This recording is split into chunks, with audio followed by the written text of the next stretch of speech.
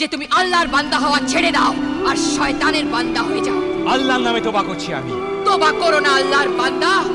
মনে রেখো ভবিষ্যৎ যুগ শুধু শয়তান আর শুধু শয়তানেরই যুগ হবে। শয়তানের হুকুম চলবে।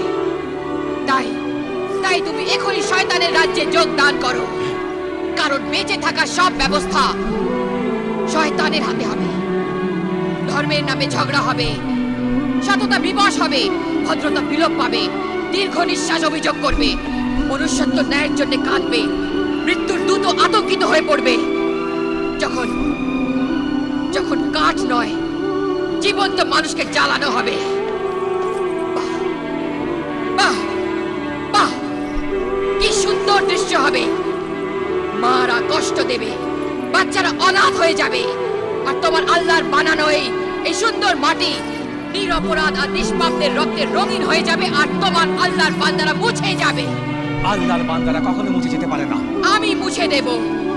আমি আল্লাহর বান্দাদের এত দুঃখ, কষ্ট আর মুশকিলে ফেলে দেব যে তারা বাধ্য হয়ে শয়তানের বান্দা হয়ে যাবে। এমন কখনো হতে পারে না, কখনোই না।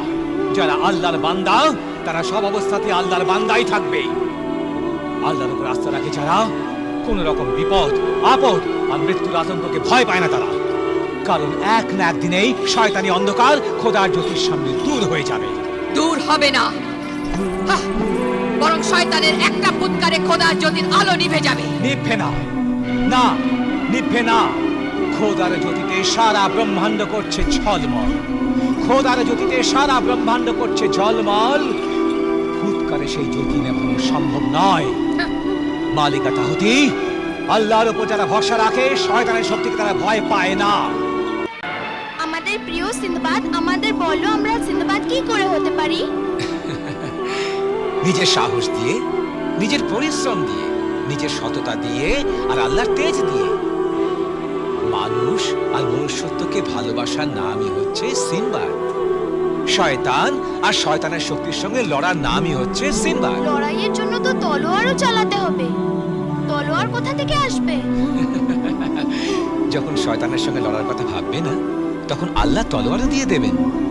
যদি ইচ্ছে মজবুত হয় আর আল্লাহর উপর পুরো ভরসা থাকে না, তবে সব মুশকিল আসান হয়ে যায়, আর জগতের সব সৎ বান্দা সিনবাদ হতে পারে।